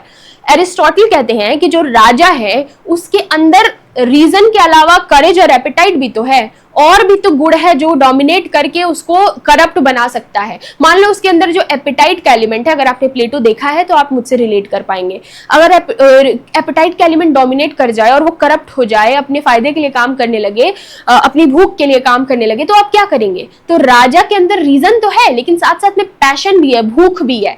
लेकिन जो लॉ है यानी जो कानून है जो सब लोगों ने मिलकर बनाया है, जो संविधान है, जो कानून है, वो उसके अंदर एक नहीं बहुत सारे लोगों का रीजन है जिन लोगों ने उसको मिलकर बनाया है, और साथ ही साथ उसके पास पैशन नहीं है क्योंकि वो तो एक बुक के अंदर है ना, वो तो एक किताब के फॉर्म में, रिटन फॉर्म में एक कानून है, कानून की किताब है या लॉज है, जो उसके अंदर रीजन बहुत सारे लोगों का रीजन है, बहुत सारे लोगों की बुद्धि है, ज्ञान है, विजडम है, लेकिन उसके अंदर पैशन नहीं है, पावर के लिए पैशन नहीं है क्योंकि वो इंसान नहीं है। तो law is a reason without passion, यानी कानून जो है वो रीजन है जिसके अंदर पैशन नहीं है, इसलिए कानून का रूल बेस्ट है, लॉ का रूल बेस्ट है। और इस चीज को एक्सेप्ट भी करते हैं प्लेटो बाद में, जो अपनी किताब लिखते हैं लॉज, जिसमें वो कानून को बाद में उस तरीके से प्रेज भी करते हैं। तो एरिस्टोटल जो है प्लेटो के फिलोसोफर किंग के रूल को क्रिटिसाइज करते हुए कहते हैं कि भाई देखिए आपके फिलोसोफर किंग के पास रीजन है,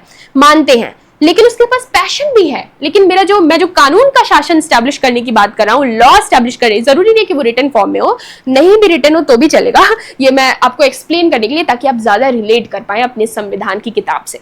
तो कहते हैं कि भाई आपके फिलोसोफर किंग यानी दार्शनिक राजा में रीजन है, बुद्धि है, विजडम है, मेरी जो लॉ जो मेरा रूल, जो मैं लॉ के रूल की बात कर रहा हूं, तो लॉ के पास भी रीजन है लेकिन कई सारे लोगों का रीजन है, कई सारे लोगों का विजडम है जिन्होंने मिलकर इसको बनाया है।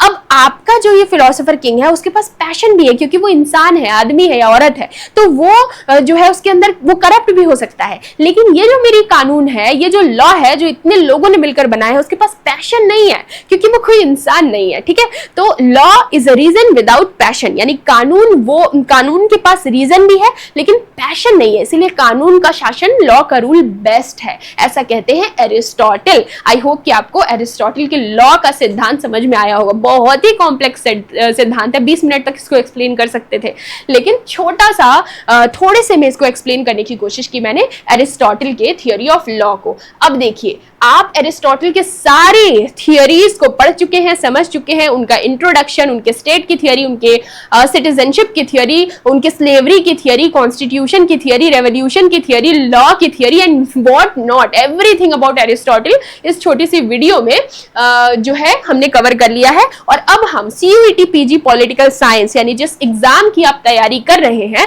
उसमें क्या प्रीवियस ईयर क्वेश्चंस इस से रिलेटेड पूछे गए हैं वो डिस्कस करने की कोशिश करेंगे। देखते हैं कि आप सवाल लगा पाते हैं कि नहीं। तो पहला क्वेश्चन आपकी स्क्रीन पे है CUET PG 2025 यानी बहुत एकदम करंट का क्वेश्चन है ये कि भाई according to Aristotle what was the perverted form of aristocracy. अब ये सवाल कहां से आया है? एरिस्टोटल के जो कॉन्स्टिट्यूशन का सिद्धांत उन्होंने दिया था वहां से ये सवाल आया है, जहां हमने डिस्कस किया था कि कैसे जो फॉर्म बदल रहा है, कैसे जो है गवर्नमेंट का फॉर्म बदल रहा है, चेहरा बदल रहा है। तो उसमें जो है एक नॉर्मल फॉर्म ऑफ गवर्नमेंट है और एक पर्वर्टेड फॉर्म, मतलब गवर्नमेंट का विकृत रूप, जब लोग करप्ट हो जाते हैं और अपने हित में शासन करने लगते हैं। तो अरस्तु के हिसाब से एरिस्टोक्रेसी का पर्वर्टेड फॉर्म क्या है आपको बताना है। क्या टिरेनी है, डेमोक्रेसी है, ओलिगार्की है कि मोनार्की है? तो आपको पता है कि एरिस्टोक्रेसी जो है उसका पर्वर्टेड फॉर्म है ओलिगार्की, मतलब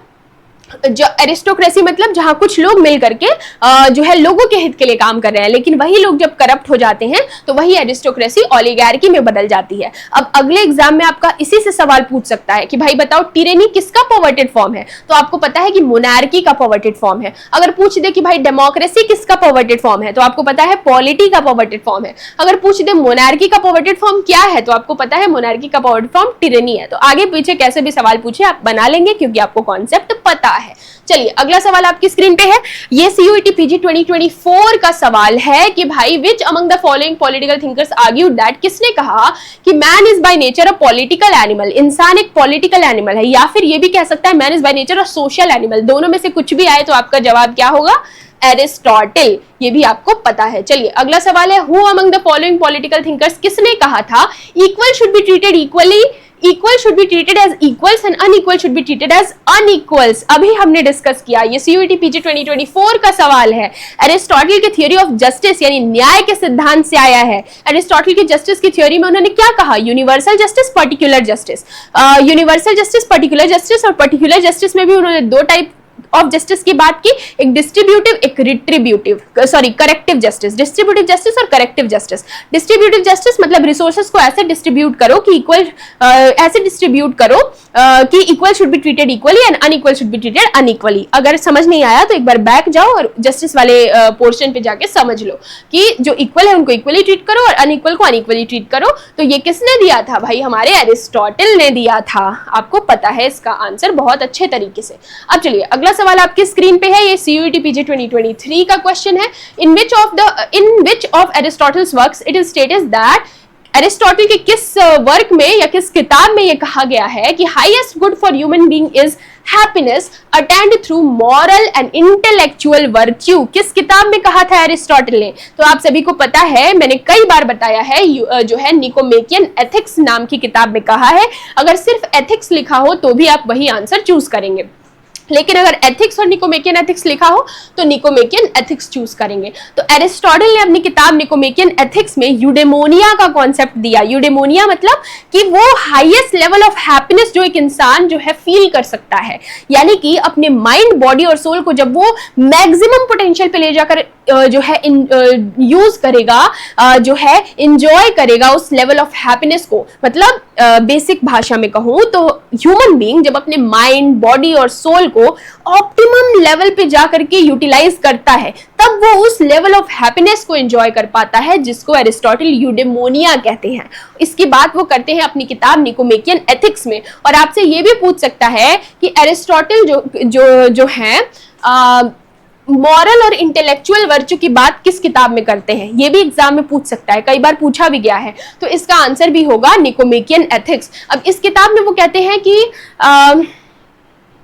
highest good highest good for human beings is happiness attend through moral and intellectual virtue. दो तरीके के वर्च्यू की बात करते हैं। ये भी सवाल अगर पूछे तो आपको पता होना चाहिए कि मॉरल और इंटेलेक्चुअल वर्च्यू की बात एरिस्टोटल अपनी बुक निकोमेकियन एथिक्स में करते हैं। मॉरल वर्च्यू मतलब बेसिक कि भाई देखो अच्छे काम करना चाहिए, अच्छे से रहो, जो बेसिक रूल्स है उसको फॉलो करो, मॉरल वर्च्यू। इंटेलेक्चुअल वर्च्यू मतलब कि भाई जब तुम अपने इंटेलेक्ट का यूज करके, जब अपने रीजन का यूज करके वाद विवाद करते हो, क्वेश्चन आंसर करते हो, उसके थ्रू जो तुम रीजनिंग के थ्रू जो वर्च्यू डेवलप करते हो उसको वो इंटेलेक्चुअल वर्च्यू कहते हैं। इसकी बात वो करते हैं अपनी किताब निकोमेकियन एथिक्स में। तो मोटा मोटी याद रखना है कि मॉरल और इंटेलेक्चुअल वर्च्यू की बात अपनी किताब निकोमेकियन एथिक्स में करते हैं। निकोमेकियन एथिक्स से बहुत सवाल पूछे जा रहे हैं, इस वजह से मैंने इस किताब के बारे में आपको डिटेल में बताने की कोशिश करी थी स्टार्टिंग में।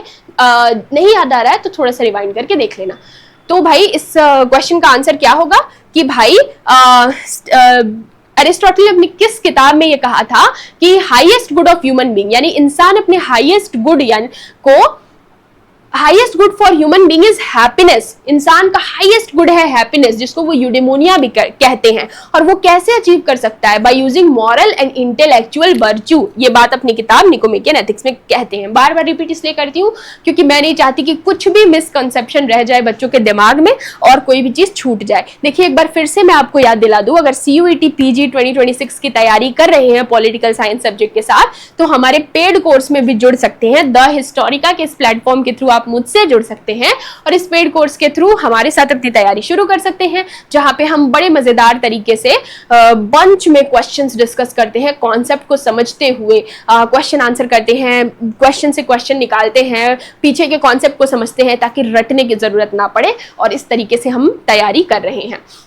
और यहाँ पे सिर्फ आप CUET PG के लिए तैयार नहीं हो रहे हैं, पॉलिटिकल साइंस का फाउंडेशन भी मजबूत कर रहे हैं फ्यूचर के लिए। चलिए निकोमेकियन एथिक्स जो किताब है उसके ऑथर कौन है, ये CUET PG 2022 का सवाल है। देखिए आप एक देख पा रहे हैं जो सीक्वेंस देख पा रहे हैं कि कैसे निकोमेकियन एथिक्स से बार बार घुमा घुमा के सवाल पूछ रहा है। तो ये पैटर्न जब आप देखते हैं ना तो आप जो है प्रिडिक्ट कर पाते हैं कि फ्यूचर में भी ऐसा सवाल पूछ सकता है। जरूरी नहीं है कि निकोमेकियन एथिक्स से ही पूछे। यहाँ से आपको ये दिख रहा है कि जो लेस पॉपुलर बुक है उससे भी सवाल पूछ रहा है, तो उस पर भी फोकस करना है। तो निकोमेकियन एथिक्स के जो ऑथर हैं वो कौन है? तो हमारे एरिस्टोटल हैं, आपको पता है। अब देखिए एरिस्टोटल के लिए यूडेमोनिया क्या है, फिर से उसी किताब से सवाल, फिर से यूडेमोनिया के बारे में किस किताब में बात की थी? निकोमेकियन एथिक्स में। तो पूछ रहे हैं कि एरिस्टोटल का ये यूडेमोनिया क्या है। तो भाई देखो मैंने क्या कहा था, यूडेमोनिया का मतलब है happiness, highest level of happiness. मतलब अपने माइंड बॉडी सोल को यूज करके जब आप मैक्सिमम पोटेंशियल पे अपने माइंड बॉडी सोल को यूज करते हैं तो जो लेवल ऑफ हैप्पीनेस आप अचीव कर पाते हैं वही आपके लाइफ का गोल है और वही उसको ही वो यूडेमोनिया कहते हैं। तो भाई यूडेमोनिया का मतलब क्या है? तो जब एग्जैक्ट मतलब ना लिखा हो तो आपको देखना होता है कि इन चारों में से सबसे ज्यादा करीब कौन है, इस ऑप्शन के सबसे ज्यादा करीब कौन है। क्या यूडेमोनिया का मतलब स्टेट हो सकता है, राज्य हो सकता है? बिल्कुल भी नहीं। क्या यूडेमोनिया का मतलब पीपल हो सकता है? बिल्कुल भी नहीं, क्योंकि यूडेमोनिया मतलब फीलिंग है ना, हैप्पीनेस की फीलिंग। तो इसका मतलब न राज्य होगा ना पीपल होगा। क्या यूडेमोनिया का मतलब ट्रेजेडी है? बिल्कुल भी नहीं, ये तो एक पॉजिटिव वर्ड है, तो ट्रेजेडी बिल्कुल भी नहीं होगा। क्या यूडेमोनिया का मतलब ह्यूमन गुड है? बिल्कुल। इन चारों में से सबसे ज्यादा करीब है यूडेमोनिया के ह्यूमन गुड, तो आंसर होगा ह्यूमन गुड। मतलब इंसान का ह्यूमन गुड का मतलब आप ऐसे समझ सकते हैं कि भाई इंसान जो है अपने अंदर जो अच्छाई है उसको हाईएस्ट पोटेंशियल पे जब रियलाइज करे तो वो जो फीलिंग होती है उसको यूडेमोनिया से रिलेट कर सकते हैं। तो इन चारों में से यूडेमोनिया के सबसे करीब चौथा ऑप्शन है ह्यूमन गुड, तो आपका आंसर होगा ऑप्शन डी। अब देखिए CUET PG 2021 में सवाल आया था कि निकोमेकियन एथिक्स को किसने लिखा था। तो सोचिए 21 से अगर आप 21 में आपने ये सवाल जो देखा उसको आप समझ जाते कि ये किताब इंपॉर्टेंट है, इससे सवाल पूछा और इसके बारे में थोड़ा पढ़ लेते तो फ्यूचर में आप प्रिडिक्ट कर पाते कि भाई इससे सवाल पूछ सकता है और आपके सारे आंसर सही होते। इसी तरीके से अभी जो पैटर्न चल रहा है उसके बेसिस पे भी प्रिडिक्ट करना होता है और पढ़ना होता है। तो निकोमेकियन एथिक्स किसने लिखी थी? CUET PG 2021 का सवाल है, तो आप सभी को पता है कि भाई एरिस्टोटल ने लिखी थी। अब अब देखिए, it is not always the same thing to be a good man and a good citizen. Aristotle said this in which book? देखो, अभी हमने एरिस्टोटल के सिटीजनशिप की थियोरी में पढ़ा था कि एरिस्टोटल ने कहा था कि जरूरी नहीं है एक सिर्फ कहीं का नागरिक हो जाना, सिर्फ कहीं रहने भर से आप नागरिक नहीं बन जाते। अगर आप वहां के पॉलिटिकल अफेयर्स में हिस्सा लेने के लिए केपेबल हैं, तभी आपको नागरिकता मिलेगी। तो एरिस्टोटल कह रहे हैं कि it is not always the same thing to be a good man and a good citizen. अगर कोई अच्छा इंसान है तो जरूरी नहीं है कि वो एक अच्छा नागरिक भी हो। ऐसा किसने कहा है? एरिस्टोटल ने कहा है। किस किताब में कहा है ये पूछ रहे हैं? तो भाई निकोमेकियन एथिक्स में कहा है। तो निकोमेकियन एथिक्स में एरिस्टोटल ने ये कहा है कि जरूरी नहीं है कि अगर आप एक अच्छे इंसान हैं तो आप एक अच्छे नागरिक भी हो। तो निकोमेकियन एथिक्स से कितने सवाल आ रहे हैं वो आप देख सकते हैं इसी वीडियो में, ठीक है।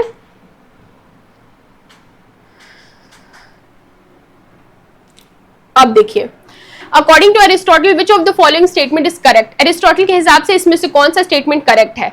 Men were superior to women, यानी आदमी जो है औरतों से सुपीरियर है, बिल्कुल सही है। Free man were superior to slaves, जो आजाद लोग हैं, फ्री मैन है, वो स्लेव्स से सुपीरियर है, बिल्कुल सही है। वो कहते हैं कि आई एम ग्लैड कि आई am not a barbarian and I am not a women. तो विमेन को तो वो जो है इंफीरियर देखते ही हैं, तो पहला स्टेटमेंट भी सही है। और दूसरा कि free man were superior to slaves, यानी कि जो आजाद लोग हैं वो स्लेव से सुपीरियर हैं, तो ये भी वो कहते हैं, बिल्कुल सही है। थर्ड स्टेटमेंट है ग्रीक्स वर सुपीरियर टू बार्बेरियंस। जैसा मैंने कहा कि जो ग्रीस हैं, ग्रीक में जो लोग रहते हैं, वो ग्रीक के बाहर जो लोग रहते हैं जिनको वो बार्बेरियंस कहते हैं, उनसे सुपीरियर है। तो भाई आंसर डी होगा, ऑल ऑफ द अबव इसका करेक्ट आंसर होगा। चलिए next question, Aristotle was the tutor of. Aristotle जो है वो किसके गुरु थे? तो मैंने अभी आपको एक क्रोनोलॉजी याद कराई थी स्टार्टिंग में कि सोक्रेटिस के जो शिष्य थे वो थे प्लेटो के शिष्य एरिस्टोटल, और एरिस्टोटल के शिष्य कौन थे? Alexander the great. तो ये भी आंसर जो है आपका सही हो गया। अब देखिए अगला सवाल है, Aristotle gave his concept of golden mean in which book? Aristotle ने गोल्डन मीन का कंसेप्ट अपनी किस किताब में दिया था? तो भाई निकोमेकियन एथिक्स नाम की किताब में एरिस्टोटल ने गोल्डन मीन का कंसेप्ट दिया था।